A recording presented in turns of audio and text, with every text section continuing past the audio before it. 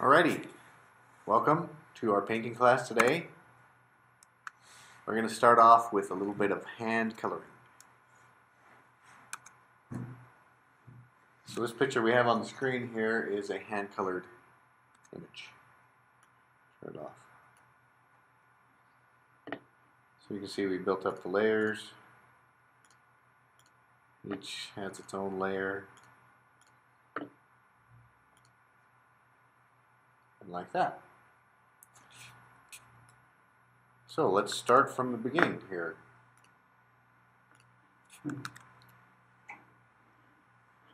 Original. Okay, oftentimes you will have maybe a hard time deciding which color to use when you're painting. So I'm just going to start off by duplicating this. This also works if you have a photo and you're trying to find colors for your type or layout or background or anything like that.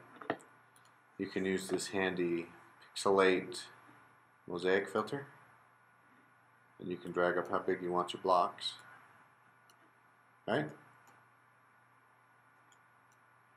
But this kind of isolates this down into just colored blocks.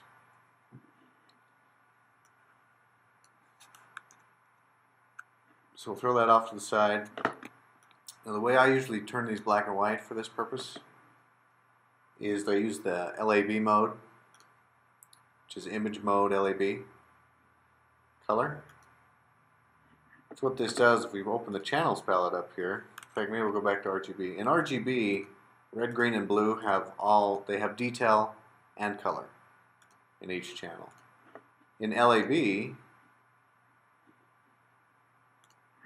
the channels, you have all the detail in one channel and all the color in the other channels, which is essentially what we want to do anyways.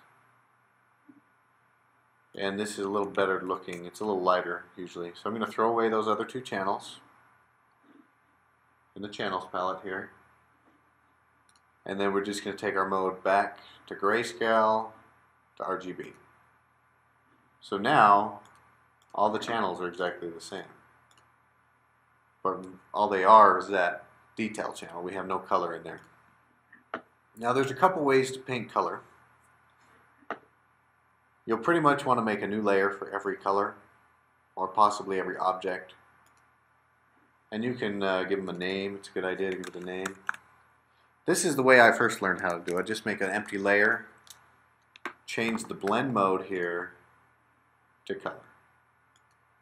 Alright, so this is the hat.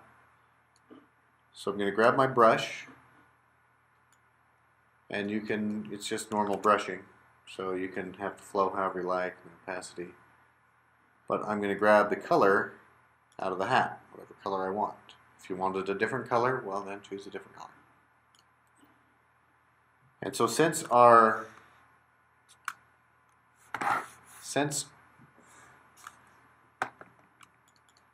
blend mode is set to color, it'll keep the detail from underneath, and you can just paint it in, right? You just paint over everything you want to be that color, okay? But since I learned this method, I've come up with a different method that I like better. Slightly different. Let's go back here. I'm going to throw this layer away. And the reason I like this better is it gives you more flexibility later. If you come up with if you go under this new fill or adjustment layers and just choose solid color, it comes up with this. And it automatically picks the color that's there. Click OK and change this to color mode. Okay, and the whole image is now that color. But we're going to click on our layer mask and fill it with black. Okay, now you'll see there's a reason. This seems a little funny at first. Now we paint in black or white. That's not my pen. Here we go. You can paint in white to bring this color.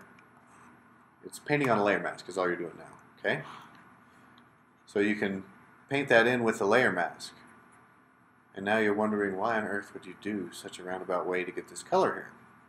Well, the reason is later on down the line, as you're looking at your colors that you've chosen, you may want to go lighter, darker.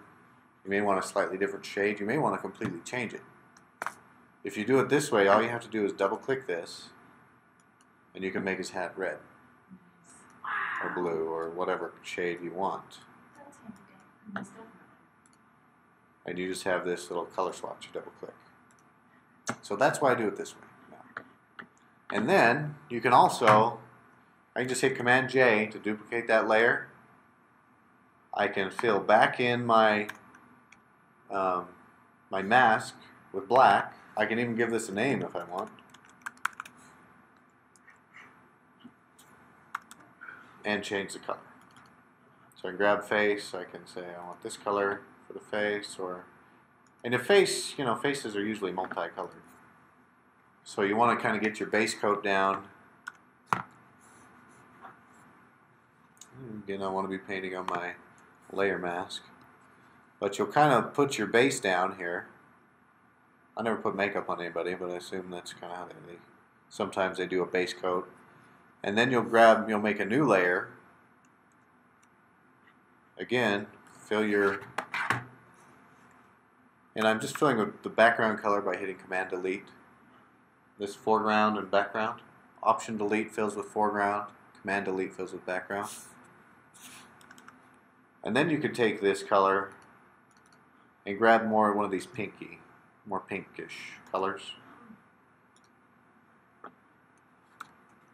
And this one usually, again, since it's on its own layer, you can paint in at full strength here. But if you need to tone it down, you can just lower the opacity of the whole layer.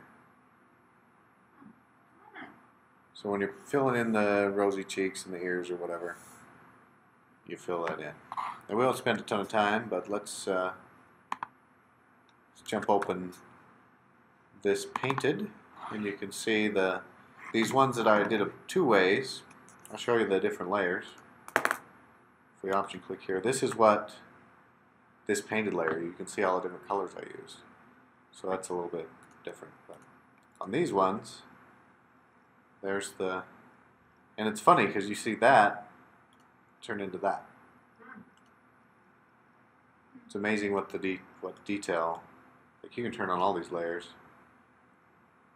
That's all the color there is in this image.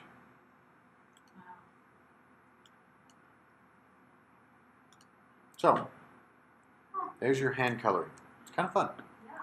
And you can do, there's a number of ways, maybe we'll go over another way. In the old days, they used to hand color like all the pictures. And they would do them really fast. So you don't have to necessarily, if you're going for that old school look, you don't necessarily have to hit everything exactly. You can spill a little bit, especially on the backgrounds and trees and stuff. And it looks more authentic. So.